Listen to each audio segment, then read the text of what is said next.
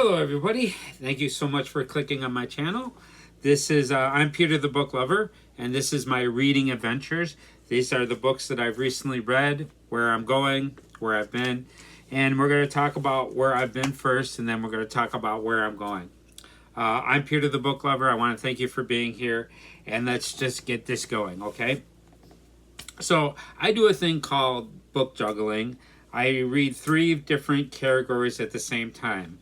I have my literature that's new to me, adult literature that's new to me, and then I have my rereads that I do, because I reread a lot of books because it's definitely rewarding for me, because I get a lot out of the books the second time around. And then I read children's literature or shorter literature, so I could cover a lot of the short books that I have as I'm reading my rereads and my new literature. So let's just get into my new literature first. This is a book that I recently finished. This is The Children of Hurin. This is set in the world Middle Earth, from Lord of the Rings and The Hobbit. This is a story that's from beforehand, and this is kind of a bunch of stories kind of put together. And it's kind of hard to grasp, because there's a lot of names that are very foreign to me. And, well, I mean, because they're like this made-up language that J.R.R. Tolkien came up with. And so these names are kind of hard to pronounce and, hard to remember. So, but this is a kind of decent story. I really enjoyed it. But I want to read it again because it will be a lot clearer picture. This might be a book that I want to read 3 times. But one thing that's really cool about this story, there's a dragon in this story. Gladrung is a really interesting dragon. I liked reading about the dragon. And it's kind of had a little bit like Lord of the Rings type of flavor to it. But Lord of the Rings is definitely better, and The Hobbit blows everything away. I really love The Hobbit more than Lord of the Rings, although I really do love Lord of the Rings, but The Hobbit is just like one of my favorite books of all time. But yeah, this is a really excellent book, and I plan on rereading this again. So the next book that I'm reading that's new to me, literature, and this is The Silmarillion. This is J.R.R. Tolkien, another story, but this is not really a story. This is kind of like a history book set in Middle Earth. If you can kind of understand what I'm saying, this is kind of like the history that he made up for that. That's so crazy, is that for all the characters that are in Lord of the Rings, he kind of made up an imaginary history from all these characters. It's the beginning of elves, the beginning of orcs, the beginning of men in this story, the beginning of dwarfs, and all that other stuff, man. This is pretty interesting. Yeah, and other characters as well. This is a book that's really not hard, easy to get into. Like, if you're planning on picking this up, do not expect this to be like Lord of the Rings. Lord of the Rings is a lot more simpler than this, but it's interesting, but it's kind of dry, I mean? There's not a lot of excitement in this book that you would think. But at the same time, it's interesting because you can learn where a lot of people come from. I don't know if you can see it, but here's my cat, Rocket. He's one of my favorites. He's an amazing cat. I really love this guy. I don't know if you can see him, though. Okay, so there's my new to me literature. Now, this is my reread that I just reread, and this is The Golden Compass by Philip Pullman, and this is from a trilogy of his Dark Materials, and this is a book that I read a little bit longer than a month ago. And when I was reading this, I was saying to myself, I'm probably going to enjoy this book a lot more the second time around, because it's very ambivalent as you first start reading this. But as reading it the second time, there's a lot of things that I didn't, that just went right past me, that I didn't understand, that I understand now. So this is really, really an interesting book. This is a really great book, and I plan on rereading it again. I mean, I plan on continuing the story, and I'm very glad I reread this. I read this again. And this is a story about this person, Lyra.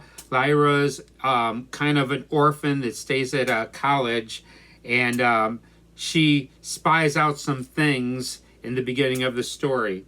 She kind of sneaks into a room she's not supposed to be in, and she finds some information. And she has a demon. Everybody in this world, this is a world that's like our world, but it's not our world, because everybody in this universe has a demon. A demon is like your soul, and it's an animal that is like part of you, and you're really connected to this demon. And when you're younger, your demon can change shapes, and her demon is Pantalaimon. Really great character. I really dig the character of Pantalaimon. Now, in the beginning of this story, you found out about these group of people that's been kidnapping people from this universe. They're called the Gobblers, and Lyra wants to find out about it, and she winds up actually going on an adventure to find out who these Gobblers are, and she actually winds up finding out about them. But before she goes on this journey, she gets set off with this lady, Mrs. Coulter, and she spends some time with her, but then she moves on, and then she goes to the north. Now, before she goes with Mrs. Coulter, they give her this thing called a alethiometer. Now, the alethiometer is actually the golden compass, and it's something that she could use to find out things. It's like the magic 8 balls that you had when you were a kid. It's just like that, but it actually works for her. And you can't just read it instantly. You've got to learn how to use it, and she kind of learns on the way. And then she winds up running into a bunch of Egyptians, and she goes with them, and she winds up going to the north, and she runs into this bear right here, Yorick Byrison, and then she helps him get his armor back, and then they continue on, and then she finds out all about the Gobblers and everything. Plus, she also, during this story, she finds out who her parents are, and then near the end of this story, there's a death match between Yorick Byrison and another bear, Yofor Rackinson, and it's a really excellent part of the story. But then at the very end of the story, it kind of has this part which leads to the next book. So this is a trilogy, and I have the other 2 books, and I plan on reading them very soon. But yeah, this was really excellent the first time, but even more excellent now. So this was really great. I really liked it. A lot of fun, and I'm glad that I reread that. Now, the next book that I'm rereading, this is in 3 parts. This is Fahrenheit 451. This is by Ray Bradbury.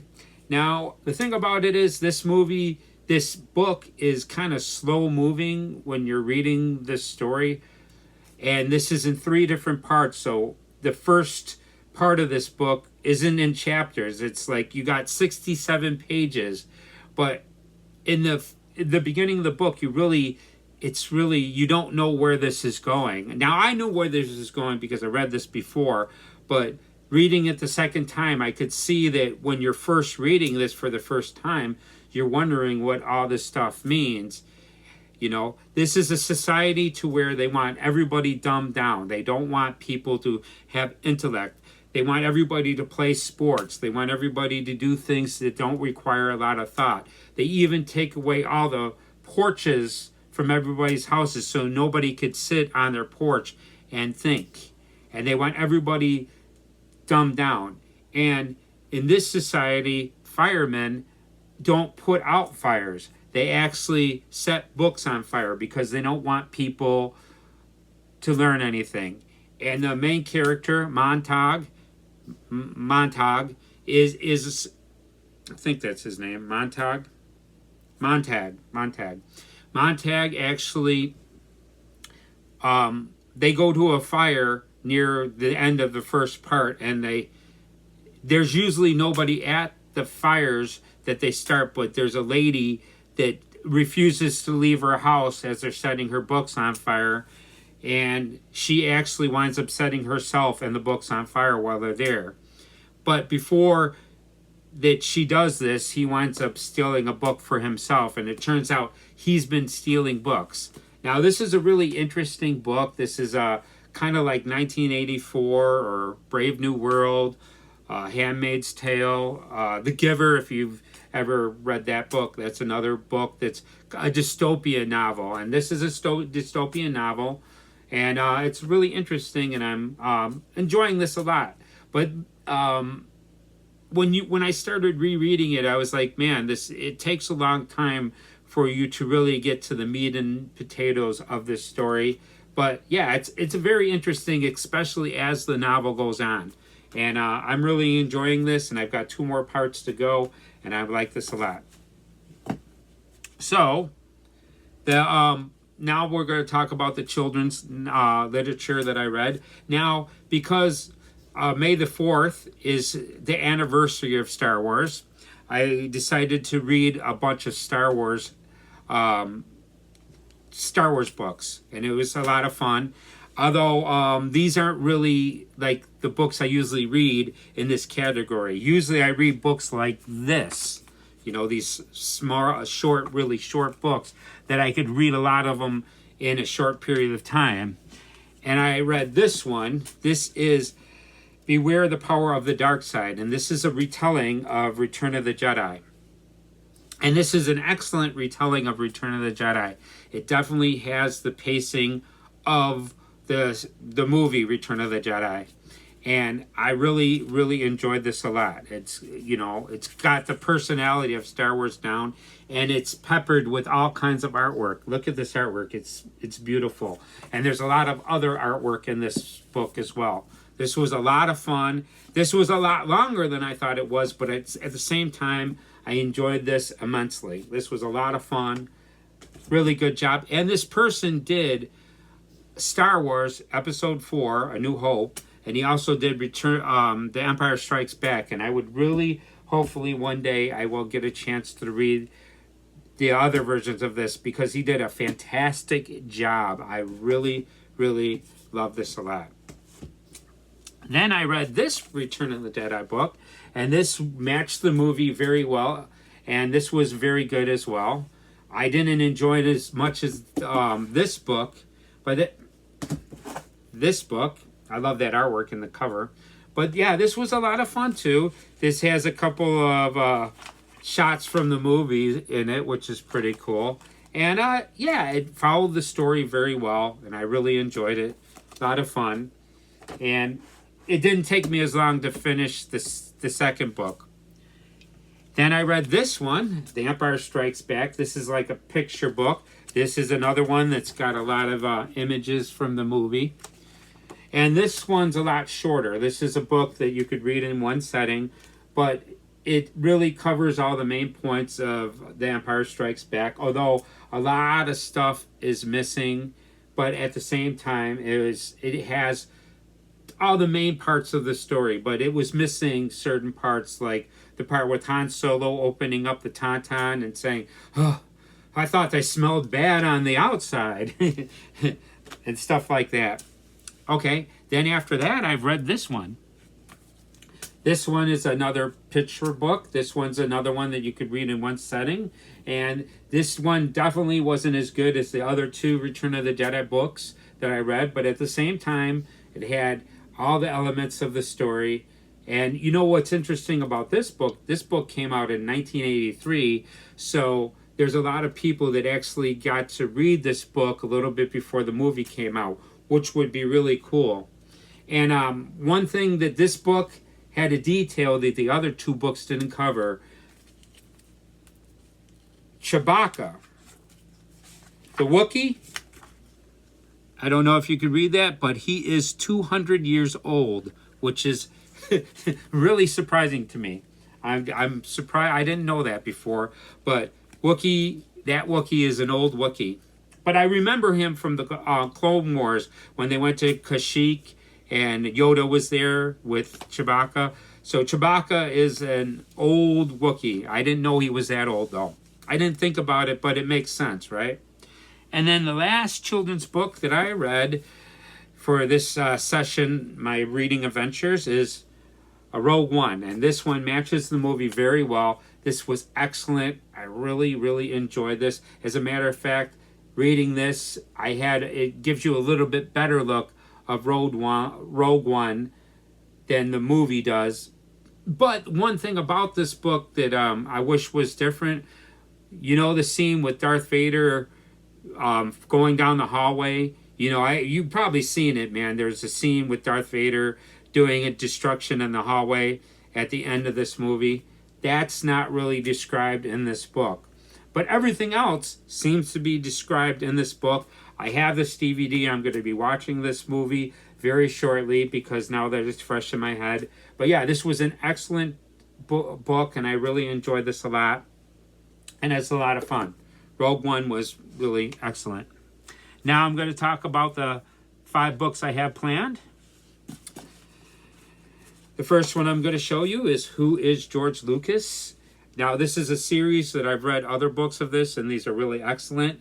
We all know who George Lucas is. He's the guy that made the movie American Graffiti, man, and that's what he's known for. No, he's known for Star Wars. He's known for the idea of Star Wars. One thing that's really interesting about Star Wars, something that I didn't notice until recently, is that the droids in Star Wars have personalities like they're actual living beings. And that was a really brilliant idea to give the droids that part of their personality. You almost feel like they're living, breathing creatures. Like C-3PO, if you notice, he's always worried about being disintegrated. And he, you know, like he doesn't want to die. Like, you know, I mean, it's like they have a feeling of human beings. So that's really cool. And Data from the Next Generation Star Trek, you know, he kind of is similar to that as well. But yeah, that's a really good idea, is to make droids to where they're like human characters. But yeah, this is George Lucas. I plan on reading about him very soon. Really cool. Then I'm going to learn a little bit more about hockey than I know. I'm not a huge hockey fan. This is What is the Stanley Cup? And I watch hockey games quite a bit because I have a friend that's really big into hockey. I'm not that big into it. I don't watch the season adamantly, but I do watch games with her from time to time, and I really enjoy it quite a bit. And after I read this book, me and my friend Jen's going to have something to talk about because she's really big on hockey, and she probably knows all this stuff. But I'm going to learn some stuff about hockey that I probably didn't before. Then I'm going to learn a little bit more about who was Benjamin Franklin. Benjamin Franklin, I know quite a bit. He's the guy that flew the kite with a key on it, and it got struck by lightning, and it made him think about electricity. You can't say he invented electricity, but he kind of discovered electricity, you know. And he also invented the lightning rod. He invented bifocals and a couple other things. Really interesting guy, and I love the bill that he's on, $100 bills. I love getting those. Those are really excellent. Then I'm going to learn about the Wright brothers, and these guys, like the first airplanes that actually worked. They flew for like 90 seconds or something, and that was really incredible in the beginning. Now we fly across the world and everything, but yeah, this is going to be who were the Wright brothers, and I'm really interested in checking this out. And these books are amazing. I really love this book series, man. You could read them in a short period of time and learn an awful lot of stuff. I highly recommend these, man. If you like history and you don't like spending a long time reading a big, thick book about history, these are it. And the next one is What Was the Titanic? This was a tragedy that happened in 1912, right? Wasn't it 1912? And there's a whole bunch of people that died because they didn't have enough lifeboats, and this ship was supposed to be unsinkable, and then it wound up hitting an iceberg. A piece of ice is what took it down. Really incredible. And that's my reading plan. Although, after I get done with the Silmarillion, I plan on reading this. I was going to read this, but I decided to read the Silmarillion first, but this is Ready Player One. This one is really interesting. I've read the first part of it, the preface, I guess you would say, or a prologue, and it describes a person. They created this one video game, and he's a really rich person, and he died recently, and in his will, he says whoever finds the Easter egg in this video game is going to inherit all his money. And there's this big quest to get this Easter egg. And another interesting thing about this book is set in 2047, and there's people start dressing like they're in the 80s, start wearing the fashions of the 80s, and they're listening to the music from the 80s. So the 80s music makes a resurgence in 2047 from in this book, which is pretty interesting.